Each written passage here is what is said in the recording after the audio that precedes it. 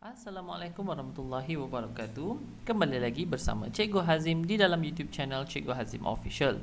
Jadi untuk video kali ini juga kita teruskan di bahagian yang ketiga, iaitu berkenaan dengan komponen graf kuadratik. Dalam komponen graf kuadratik ni cikgu bahagikan kepada dua bahagian lah. Jadi pertama sekali juga kita tengok dahulu bentuk graf. Bentuk graf kita tahu persamaan umum adalah y = ax² plus bx plus c. Macam cikgu cakap sebelum ni, kuadratik adalah curve line. Dan curve line adalah curve yang cantik. Apa yang cantik? Dia adalah sama ada graf senyum, cikgu tulis di sini sama ada graf senyum ataupun graf masam. Ataupun smile ataupun sad face, tak kisah. Smile ataupun sad face. Itu kita punya pemahaman. Jadi macam mana nak identify yang mana senyum, mana masam? Tengok kepada nilai A sahaja. Kalau nilai A dia lebih daripada kosong, iaitu bermaksud nilai A dia positif. Kalau nilai A sahaja positif, terus faham dia adalah graf senyum. Di mana dalam graf senyum di sini kita akan ada satu titik di sini adalah dipanggillah titik minimum. Ini adalah titik minimum dia. Apa maksud titik minimum? Titik yang paling rendah ketinggian dia. Itu paling rendah lah, poin yang paling rendah ada pada graf. Okey. Jadi ingat, A positif senyum. Benda it rhymes with positive. Benda yang positif mestilah benda yang senyum, benda yang menggembirakan hati. Jadi positif mestilah senyum. Jadi kalau A nilai dia negatif ataupun less than 0, apa-apa yang less than 0 mestilah negatif. Jadi bila negatif, dia adalah graf masam. Bila graf masam, fahamlah dia masam lah. Dia masam kat sini, cikgu lukis mata dan hidung kat sini, dan dia ada titik maksimum. Di mana titik maksimum ni adalah titik paling tinggi kedudukan di dalam graf. Okey, jadi macam mana nak cari titik minimum dan maksimum kemudian? Fahamkan dahulu bentuk graf. Okey, sama ada senyum ataupun masam. Dia tak adalah semestinya betul-betul senyum, nampak macam senyum lebar sebagainya. Dia boleh jadi macam ni, macam tu. Dia boleh jadi macam ni. Yang penting nampak bentuk dia bentuk senyum, bentuk macam bentuk kawah macam tu. Okey. Dan dia mesti adalah satu titik pusingan sahaja. Itu untuk kuadratik. Jadi kita dah settle berkenaan dengan komponen yang pertama. Komponen pertama ni memang simple bentuk graf. Kena tahu itu je dahulu. Komponen kedua adalah pintasan y. Mungkin mungkin aturan yang cikgu ajar di sini tak sama dalam buku teks, tetapi cikgu harap kontennya sama dan apa yang cikgu ajar di sini semuanya lengkap. Okey, sebab tu cikgu cakap yang kata video yang baru di YouTube channel yang baru ni lebih lengkap daripada yang sebelum ni di YouTube channel yang lain. Okey. Jadi untuk komponen kedua adalah pintasan y. Macam mana nak cari pintasan y? Mudah sahaja. Okey, mudah sahaja. Pintasan y ialah nilai c dalam persamaan. Nilai c dalam persamaan itulah pintasan y. Di mana kalau kita tengok y = x² tolak 6x campur 9. Apakah nilai a? Nilai a adalah 1 di sini. Apakah nilai b? B di sini adalah negatif 6. Apakah nilai c? C di sini 9. Jadi apakah maksud pintasan y ni? Daripada 9 di sini maksudnya koordinat yang berlaku di sini adalah 0, 9. Itu maksudnya pintasan y adalah nilai c. Terus kita nampak c kat sini 9, maknanya pintasan y ni berlaku pada y sama dengan 9. Itu saja. Memang jelas. Jadi boleh tak dalam apa-apa persamaan kuadratik tiada pintasan y? Tak boleh. Tidak boleh.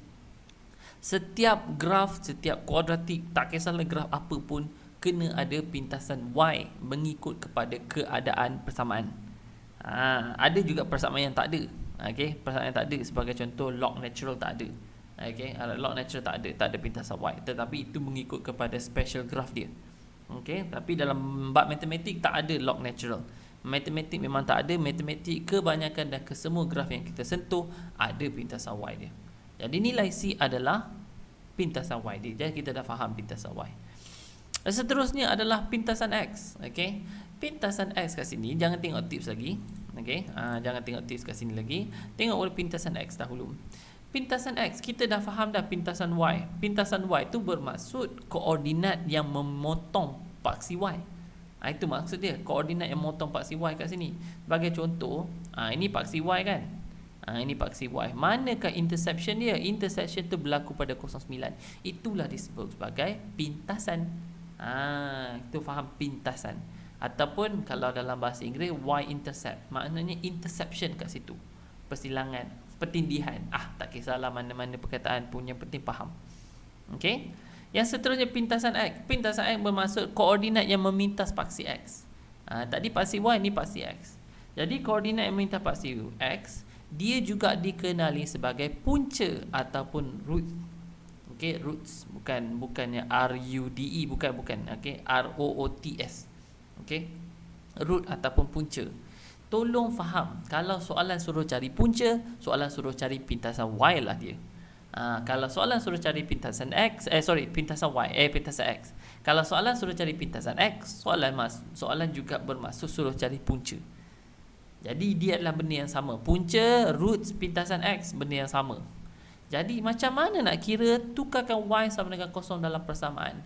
Kenapa nak tukarkan Y sama dengan kosong dalam persamaan? Ini tips dia. Yang ni kalau boleh hafal tips kat sini.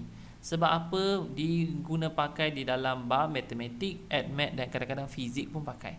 Cuba kita bermain dengan graf. Okey, kalau nak cari pintasan y-intercept, kita tukarkan X sama dengan kosong. Kalau nak cari pintasan X, Y sama dengan kosong. Kenapa? Tengok dekat sini. Okay, tengok dekat sini. Kalau dah nampak pintasan Y kat sini, koordinat X dia kosong. Itu maksud dia. Kalau nak cari pintasan Y, koordinat X mestilah kosong. Jadi kalau nilai di sini pula, nak cari pintasan X, Y mestilah kosong.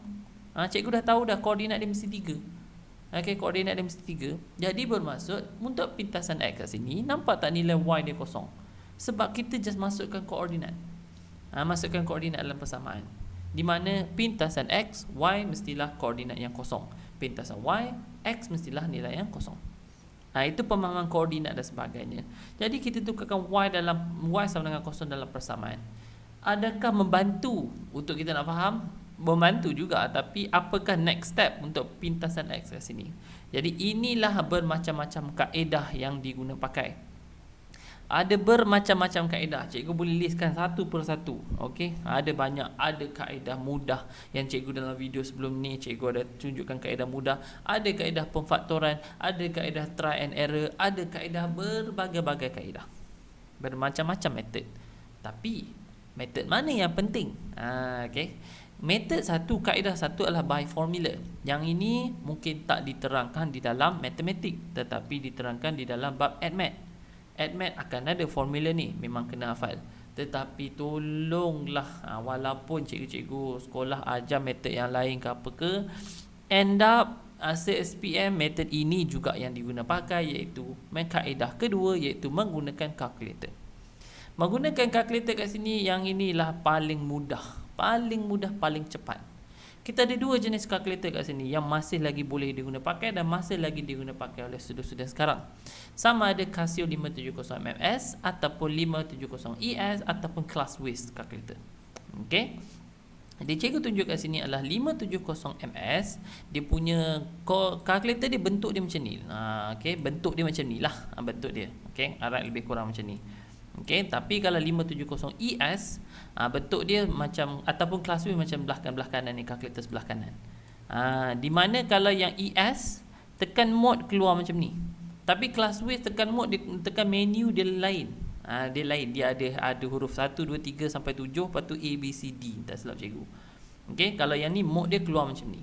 Jadi cikgu dah tulis satu persatu macam mana nak hafal step dia.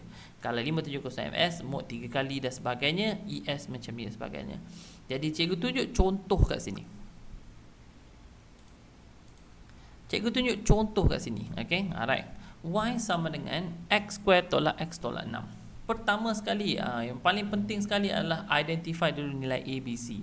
Nilai A kita adalah 1, B kita adalah negatif 1 dan C kita adalah negatif 6. Harapnya yang ni dah faham.